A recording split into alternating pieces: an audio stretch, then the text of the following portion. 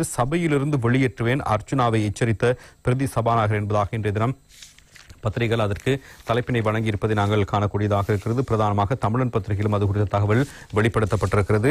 பல்வேறு விடயங்களை சுட்டிக்காட்டி நேற்றைய தினம் பிரதி சபாநாயகர் இந்த எச்சரிக்கையை அவருக்கு விடுத்திருந்தார். குறிப்பாக சபையில் அமைதியற்ற முறையில் நடந்து கொண்ட யாழ் மாவட்ட சுயேட்சை குழு உறுப்பினர் வைத்தியர் அர்ச்சுனா ராமநாதனை படைக்கல செய்வதர்களை கொண்டு சபையிலிருந்து வெளியேற்ற நேரிடும் என்பதாக பிரதி சபாநாயகர் ரிஸ்வி சாலி கடுமையாக எச்சரித்திருந்தார்.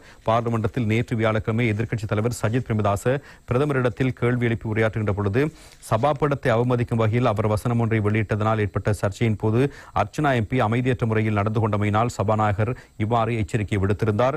எதிர்க்கட்சித் தலைவரால் தெரிவிக்கப்பட்ட கருத்தொன்று தொடர்பில் பிரதி சபாநாயகர் தனது நிலைப்பாட்டை அறிவிக்கும் போது புதன்கிழமை பார்லிமெண்டத்தில் அர்ச்சனா எம்பியினால் சபாநாயகரை பார்த்து வெட்கம் என்று கூறிய வசனத்தையும் சுட்டிக்காட்டியும் தெரிவித்தார். எனவே எதிர்க்கட்சித் தலைவர் சபாபீடத்தை ஆசனத்தையும் அவமதிக்கும் வகையில் கருத்துக்களை வெளியிட்டிருக்கிறார். அதே போன்று நேற்று முன்தினம் எம்பி ஒருவர் இந்த ஆசனத்தை பார்த்து ஷேம் என்று கூறி அவமதித்திருக்கிறார். நான் அவ்வேளையில் இந்த ஆசனத்தில் இருந்தால் அதற்கு எதிராக நடவடிக்கை எடுத்திருப்பேன் என்பதாகவும் சபாநாயகர் கூறியிருந்தார். இந்த வேளையில் அர்ச்சுனா எம்பி அது தொடர்பில் ஏதோ கருத்து தெரிவிக்க முயன்றதுடன் அமைதியற்ற முறையில் நடந்து கொண்டிருக்கிறார். இதன் பொழுது ஆசனத்தில் அமருமாறும் சபையின் ஒழுக்கத்தை பேணுமாறும் பிரதி சபாநாயகர் அவரை கேட்டுக்கொண்டார். ஆனாலும் தொடர்ந்து அர்ச்சுனா எம்பி அமைதியற்ற முறையில் நடந்து கொண்ட நிலையில் நீங்கள் ஆசனத்தில் அமராவிட்டால் படைக்கல செய்வதர்களை கொண்டு சபையிலிருந்து வெளியேற்ற நேரிடும் என்பதாகவும் எச்சரிக்கை விடுத்திருந்தார். இதனைத் தொடர்ந்து அர்ச்சுனா எம்பி அமைதியாக இருந்தார் என்பதாகவும் இன்றைய தினம் பத்திரிகையின் மூலமாக அந்த தகவலை நாங்கள் அவதானிக்கக்கூடியதாக இருக்கிறது.